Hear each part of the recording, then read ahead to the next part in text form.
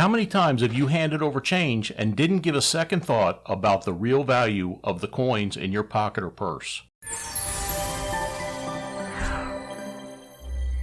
Hey, what's up, Coin Fam? In this video, I'm going to tell you about 10 valuable pennies. Some of these pennies are error coins, some are rare varieties, and some are just well-struck coins in really good condition. First up, take a look at this old fella. This 1909 Lincoln cent has seen better days for sure. There's significant wear on the obverse, which is the front of the coin, as well as the reverse, which is the back or tail side of the coin. This penny is so worn, you can barely see the last 9 in the date. The Lincoln cent made its debut on August 2nd, 1909. Prior to the design featuring Lincoln, we had the Indian head cent. People weren't happy with the new penny though, and there was outrage over one particular feature in the design. They weren't angry with the shape of Lincoln's nose or the contour of his chin.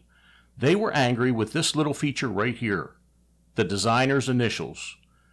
People felt like the initials of Victor David Brenner, VDB, were too prominently displayed. Angry enough that the U.S. Mint halted production of this coin and commissioned the creation of new dies without the initials of Brenner. That's what makes this severely limited design so valuable even in low grades. If you have an old coin collection, you might want to look at the penny in the 1909 slot. Make sure you watch the full video because there's a little more information about pennies from this year that you don't want to miss. Even in poor condition, very fine 20, this penny sold at auction on July 31st, 2024 for $990. Here's a nice looking 1914 Denver minted Lincoln cent. It has a nice red color and some unusual toning. Sometimes toning happens naturally due to environmental conditions, but the toning and appearance of this penny are unfortunately from cleaning. You never want to clean potentially valuable coins. It will prevent them from receiving a number grade and severely impact the value of your coin. This 1914 D penny still fetched over $1,300 when it sold at auction recently, but if it had never been cleaned, it would have easily doubled in value. Here's a more recent penny. This one is from 1972 and it's in really good condition. In fact, this penny graded a Mint State 66 red on a scale from 1 to 70. This penny is worth more than the average 1972 penny because it's one of an unusual variety. It's a double die. Sometimes a coin die rotates between strikes when the die is being created. This results in a die that has some of the features doubled. The error is actually on the die, so every coin minted with that die contains this variety. You can clearly see the doubling on every letter and number on the front of this penny. This Mint State 66, 1972 Lincoln cent sold at auction for over $1,300. Here's an interesting penny that I just can't agree with PCGS on the grade. I know the grade is mainly the quality of the strike and the level of wear on a coin.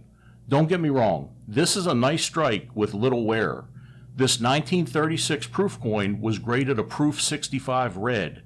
Maybe you can educate me.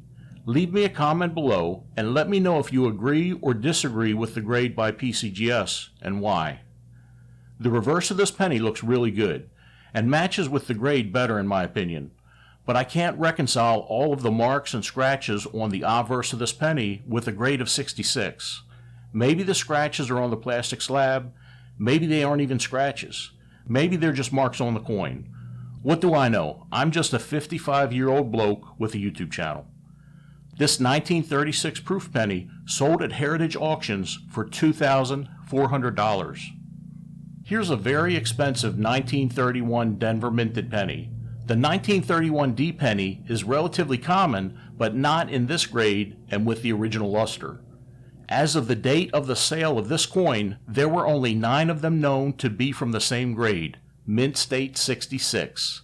1 graded Mint State 66 plus, and 3 in even higher grades. There were very few marks or traces of carbon when this was inspected by PCGS. How much is something like this worth? Sometimes there's a very big difference between the value of an item and what it actually sells for at auction when you have rich people trying to outbid each other. This 1931 Denver minted Mint State 66 red penny sold for $3,480. We already discussed a double die earlier in this video. This is the 1970 San Francisco minted double die obverse. This coin is in really good condition. The doubling isn't as obvious as the 1972 DDO we saw earlier, but the doubling is still really obvious on most of the letters in Liberty. The doubling comes through as extra thickness on all of the letters in the motto, "In God We Trust." This one is featured in the book, The Cherry Picker's Guide. This one graded Mint State 65 red by PCGS. There are only 19 others in this grade, one in Mint State 66 plus, and only one in a higher grade than that.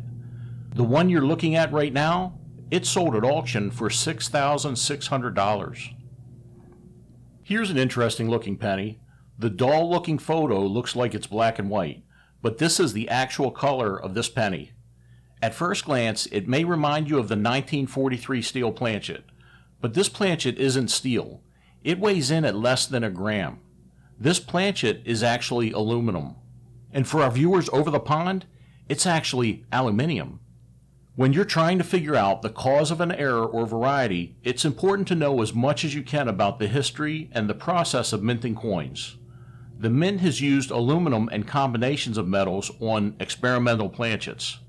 Sometimes mint employees intentionally feed other planchets or items in between dies to create intentional errors.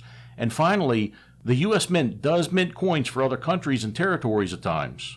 In fact, in 1971, the Mint was minting coins for Nepal and the Philippines on aluminum planchets. Whether accidentally or intentionally, that's likely the reason for this aluminum penny. It was submitted to NGC and was graded about uncirculated 58 on a scale from 1 to 70, and it sold at auction for over $8,000. The U.S. Mint has minted coins from multiple locations throughout the years. Some mints are no longer in use. Most of our coinage today comes from Philadelphia, Denver, San Francisco, and even West Point. The mint location is usually indicated on the coin with the first letter of the city it was minted in, like D for Denver, S for San Francisco, and W for West Point. Most coins minted in Philadelphia will have no mint mark at all, except for certain years. I know this can be very confusing for people. There were two coinage dates where the Philadelphia Mint wasn't used for cent production, 1815 and 1922. In 1922, the Denver Mint picked up the Philadelphia Mint production.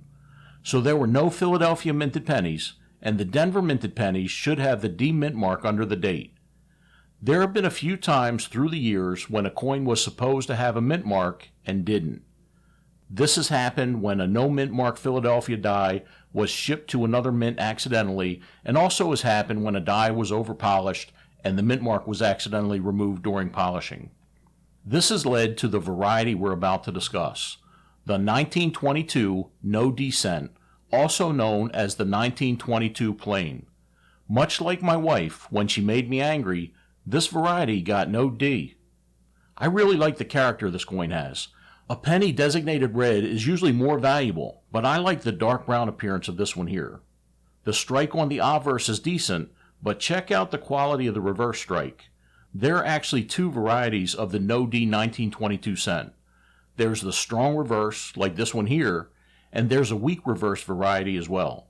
This 1922 no D Lincoln wheat cent was graded Mint State 63 plus brown and sold at heritage auctions for almost $17,000. This 1944 Denver minted dirty penny was found in pocket change by Robert Collins of Pacifica, California, and sold at auction for over $58,000. Here's why. In 1943, the U.S. Mint began minting pennies using steel instead of copper because of the war. The Mint resumed copper planchets in 1944. It was common among collectors to switch out the copper pennies for steel pennies whenever they could, and I hope it paid off well for Mr. Collins. When he realized a steel cent was for the wrong year, he took it to a few dealers to have it authenticated. I don't know how much Mr. Collins got for this 1944 steel cent in 1966, but I plan to do some research to get more details about his find. Make sure you hit that subscribe button so you don't miss this video when I publish it. At some point, this scratched and oxidized steel cent was sent to NGC for grading and was given a grade of Mint State 61. This steel planchet, weighing 2.9 grams, sold at auction for over $58,000. The first coin we discussed in this video was a 1909S VDB that graded very fine 20 and sold at auction for almost $1,000. As you can see here, this 1909S VDB looks much different than the first one. It's obviously in much better condition. If this penny was minted last week, it would be in great condition. If it wasn't pressed into a coin, I wouldn't believe that this beautiful coin is 115 years old. And isn't it crazy that most of the value of this penny comes from the rarity of the coin because of the designer's initials? So the first 1909S VDB VF20 that we looked at sold for $990. This penny was graded Mint State 67 red. At the time of the auction sale of this penny, there were only 13 coins known to be grade 67 with no known coins in a better grade. This makes this penny super valuable. That's why it sold for $94,000. I hope you like the added history and explanation in my videos. They should stand out compared to the AI garbage that gives us coin tubers a bad name. If you learned something and you think my voice is sexy, hit that subscribe button. Thanks for watching.